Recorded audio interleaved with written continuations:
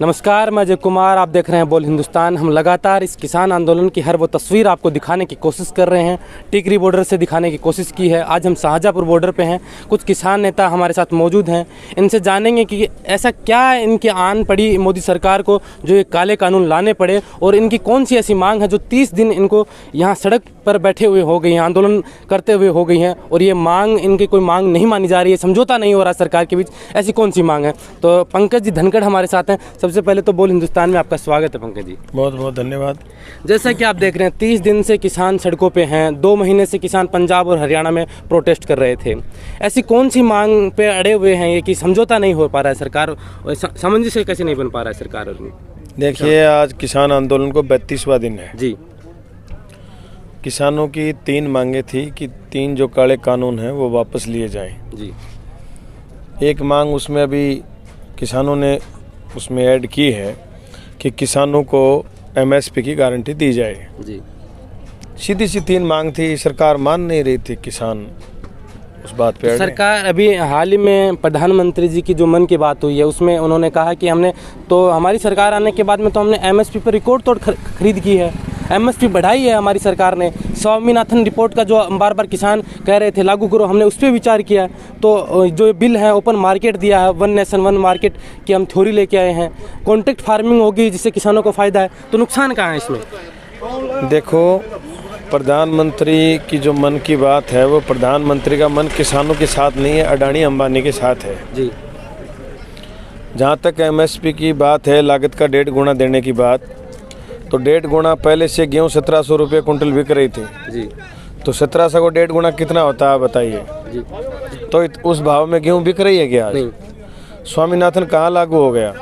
बेवकूफ़ बनाने के अलावा कागजों में और इनके भाषणों में है, बाकी कुछ नहीं है। ज़मीन पर वही स्थिति है, उससे ज़्यादा खराब होगी किसान के हालात। तो 30 दर्जनों किसान शहीद हो चुके हैं इस आंदोलन में। कड़कड़ाती ठंड है, इतनी व्यवस्थाएं लेके ये आए हुए हैं किसान। तो अब जैसे कि कृषि मंत्री हैं, उनने प्रस्ताव लाया था कि 10 प्रस्ताव हमने जो हमें लगते हैं किसानों को जो लगता है कि भाई ये खामियां है, आपको ज़मीन जाने का डर है, आपको एमएसपी का डर है, तो हम एमएसपी की लिखित में देंगे, आश्वासन दिया है उन्होंने। तो फिर भी ये आंदोलन कैसे बंद नहीं? देखो, कृषि मंत्री, गृह मंत्री और प्रधानमंत्री पहले तो ये प्रचार कर रहे थे कि ये किसानों के हित में है ये बिल। जी। जब भारत का किसान तो ये कह रहा है कि ये हमारे हित में नहीं है। जी। और जो किसान नहीं है, जिनका ज़मीन से कभी वास्ता नहीं पड़ा, वो कह रहे हैं किसानों के हित में है। जी। पहले तो ये प्रोपगंडा फैलाया मीडिया के माध्यम से इन्होंने पूरे भारत में। अब ये सारा इनका फैल हो गया मामला, पूरे देश में आंदोलन खड़ा हो गया। किसान एकदम लड़ने के मूड में, क्योंककि ये किसानों की आज़ादी की लड़ाई है। कांग्रेस के शासनकाल से किसान पीड़ित थे और भारतीय जनता पार्टी ने तो हद पार कर दी। राजस्थान में 1995 में बछड़ों के मेले पे भारतीय जनता पार्टी ने रोक लगाई, जो आज बछड़े पूरे किसानों की फसल को नुकसान कर रहे हैं, नासूर बने हुए हैं। 2001 में अटल बिहारी वाजपेयी ने पूरे भारत में किसानों के भाव की लड़ाई चल रही तो भाव नहीं दिया, केसीसी दी, कर्ज। अटल बिहारी ने ज़मीनों को जो आज गिरवी पड़ी है, भारतीय जनता पार्टी ने पूरे भारतीय किसानों की ज़मीन गिरवी रखाई है। अगर उस टाइम भाव दे देते आज ये नौबत नहीं आती। अब ये जो दूसरा आया है उसका चल रहा है अटल बिहारी का, ये उसका भी बाप निकला। ये पूरी ज़मीन ही कंपनियों को देना चाहता है। इस तरीके से ऐसे कानून बनाए। खुला मार्केट पहले नहीं था क्या? कोई कहीं बेचो, कोई पकड़ रहा था क्या? जी। तो फिर इसमें दिक्कत कहाँ? पहले भी खुला मार्केट था, अभी सरकार खुला मार्केट दे रही है। ये तो हम पूछ रहे हैं प्रधानमंत्री को, दिक्कत कहाँ है? पहले था ही खुला। आप तो जो वादे करके आए, जो भाव की बात थी, आप 1.5 गुना पैसा दीजिए, आप लागत को घटाइए। आज डीजल कितना बढ़ रहा है, कितनी महंगाई हो रही है। आज आपने कंपनियों को छूट दिए, कितना भी स्टोरेज, कालेबाजारी। कोई देश में, दुनिया में ऐसा कोई प्रधानमंत्री है जो कालाबाजारी करने के लिए छूट दे? पहला प्रधानमंत्री है जो छूट दी इस कानून के तहत। कॉन्ट्रैक्ट फार्मिंग में कोर्ट में आप न्यायालय में नहीं जा सकते। ये इनके एजेंट जो कलेक्टर एसपी है, इनके एजेंट के तरीके से भर्ती कर रहे हैं आजकल ये।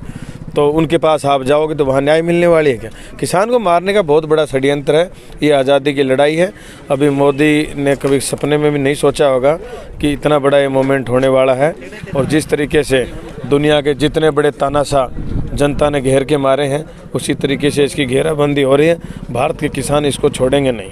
जो किसानों का, जो हरियाणा और पंजाब के किसानों का जो एक मूवमेंट चला था 2 महीने से, अब ये 1 महीने से एक राष्ट्रव्यापी जन आंदोलन बन चुका है किसानों का, और इनकी साफ मांग है कि हम कानून वापस लेंगे। सरकार कह रही है कि हम इसमें समझौता करने को तैयार है, फिर सामंजस्य कैसे नहीं बैठ पा रहा है? सरकार की क्या मंशा लग रही है कि सरकार समझौते में सहमत होगी या फिर इस कानून को वापस ले लेगी?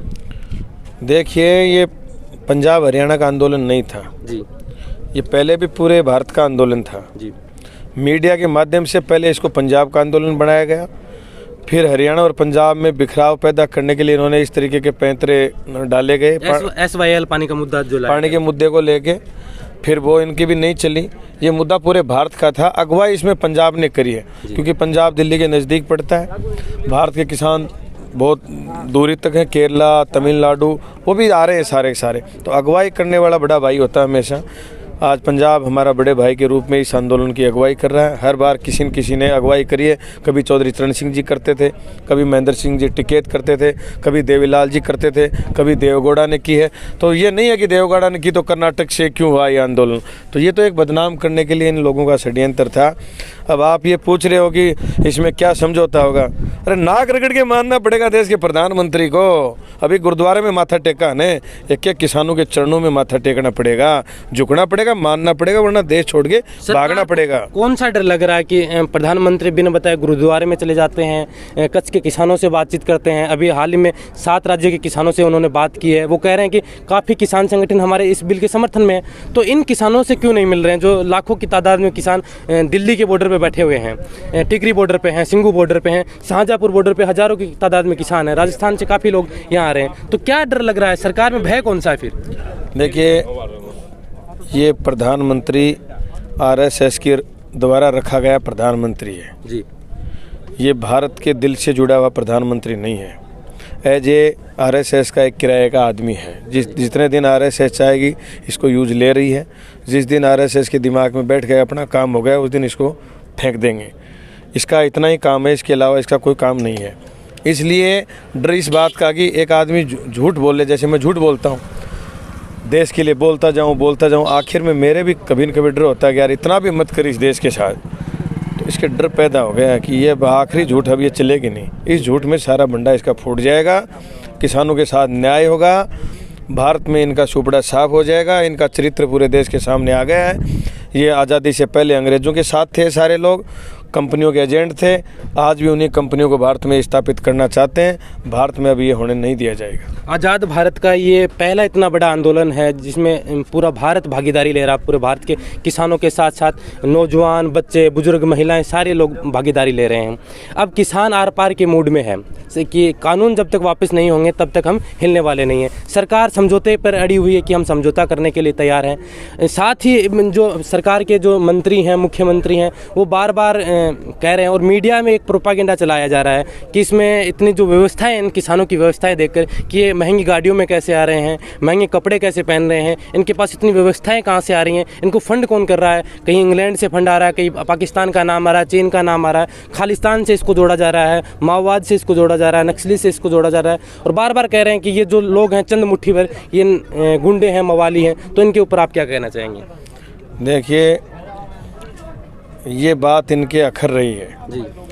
ये भारत के किसान को नंगा भूखा देखना चाहते हैं कि ये 2 रोटियों की भीख मांगता फिरे।